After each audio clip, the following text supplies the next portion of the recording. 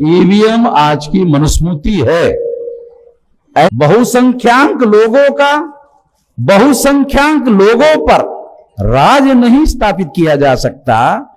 इससे अल्पसंख्यांक लोगों का बहुसंख्यांक लोगों पर राज स्थापित हो गया है। तो हो नहीं सकता मगर हो गया, ईवीएम की वजह से हो गया है। तो इस वजह से हम लोगों को निश्चित रूप से ये काम करना होगा कि इसको हटाना होगा। हटाने के लिए क्या करना होगा, संक्षिप्त में बताता हूं कि अगर हमारे पास सारे देश भर में 15 लाख महिलाएं हैं, महिलाओं का अधिवेशन इसलिए महिलाएं हैं, तो 15 लाख महिलाओं को 15 लाख बूथ पर केवल एक काम करना है 2024 में। कौन सा? वो मशीन को वोट डालने के बजाय उठाने का और जमीन पर पटक देने का।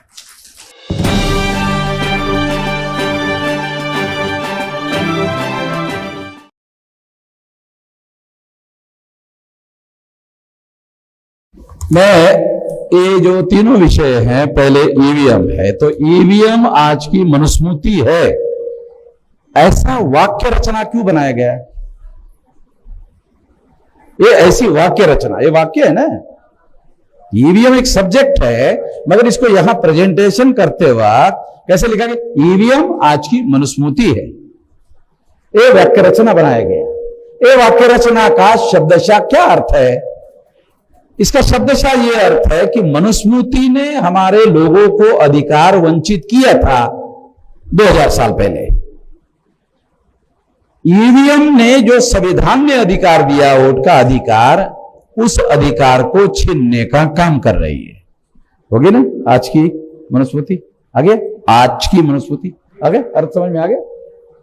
छोटा सेंटेंस है मगर उसका अर्थ है, वो अर्थ समझ में आना चाहिए। सवाल सारी चीजें बोलने का नहीं, सवाल समझने का है। हर चीज समझने का है। समझे, आपको समझ में आ गया तो आप दूसरों को बता सकते हैं। अब दूसरा विषय है, ये लोकतंत्र पर कब्जा करने का ब्राह्मणी षड्यंत्र है। वो बहुत सारी महिलाओं ने बहुत सारी बातें कही। ब्रीफ में आप लोगों को बताना चाहता हूं संक्षिप्त में कि ईवीएम जो है, जैसे जैसे SC ST OBC माइनॉरिटी के लोगों का जागरण भारत में बढ़ गया, तब शासक वर्ग जो 3.5% ब्राह्मण है, उनको ऐसा लगा कि इससे उनके हाथ से सत्ता की चाबी जाएगी, क्योंकि संख्या हमारी है। और फ्री, फेयर एंड ट्रांसपेरेंट जो बाबा साहब अम्बेडकर ने संविधान में लिखा कि चुनाव फ्री होना चाहिए, फेयर होना चाहिए, ट्रांसपेरेंट होना चाहिए। तो ये मशीन ट्रांसपेरेंट नहीं है, पारदर्शी नहीं है। पारदर्शी शब्द बहुत ज्यादा शुद्ध है, ये हिंदी भाषिक लोगों को भी समझ में नहीं आता। हिंदी का शब्द है मगर समझ में नहीं आता पारदर्शी शब्द का क्या अर्थ होता है। पारदर्शी शब्द का अर्थ होता है आर पार दिखाई देना, इधर के लोगों को भी दिखाई देना, उधर के लोगों को भी दिखाई देना, दोनों तरफ के लोगों को दिखाई देना। मशीन में आप वोट डालते हो, वोट डालने के बाद वो अंदर जाता है, पता नहीं चलता वो आपने जिसके नाम पर डाला उसी के नाम पर जमा हुआ या नहीं हुआ। इस वजह से मशीन पारदर्शी नहीं है। तो ये जो चुनाव है, ये फ्री यानी मुक्त, फेयर यानी निष्पक्ष, पारदर्शी यानी ट्रांसपेरेंट नहीं है। इस वजह से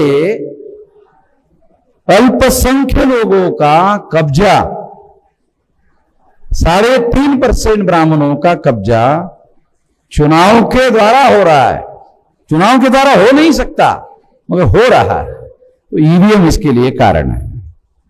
अब इस ईवीएम को खत्म किए बगैर बहुसंख्यांक लोगों पर राज कायम नहीं किया जा सकता। बहुसंख्यांक लोगों पर राज नहीं स्थापित किया जा सकता। इससे अल्पसंख्यांक लोगों का बहुसंख्यांक लोगों पर राज स्थापित हो गया है। तो हो नहीं सकता मगर हो गया, ईवीएम की वजह से हो गया है।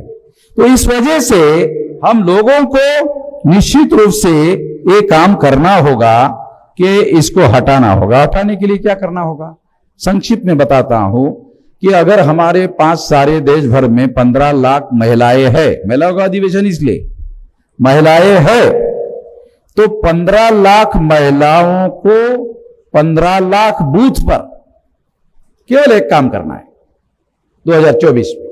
कौन सा? वो मशीन को वोट डालने के बजाय उठाने का और जमीन पर पटक देने का, यानी फोड़ने का, तोड़ने का। पुरुषों की बजाय महिलाओं को यह करना चाहिए। अब अगर एक जगह तोड़ा जाता है तो दूसरी मशीन आ जाती है,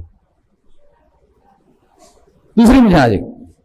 15 लाख मशीनों को तोड़ने के बाद इमीडिएट 15 लाख मशीन नहीं आती है, समझ में है? तो 30 लाख मशीन नहीं बनाते, तो ये करना होगा। अब देखो, ये मैं काय के लिए बोल रहा हूं, जानबूझकर बोल रहा हूं। चुनाव आयोग को खबर चली गई कि वामन मेश्राम ने 2024 में चुनाव में मशीन तोड़ने का ऐलान कर दिया है। ये सारे देश भर में पहुंच गई, एक है यहीं से पहुंच गई। सबसे पहले चुनाव आयोग ने सुना होगा, तो उनको सुनाने के लिए बोल रहा हूं। आप लोगों को सुनाने का क्या मतलब है? कोई मतलब तो बनता है नहीं,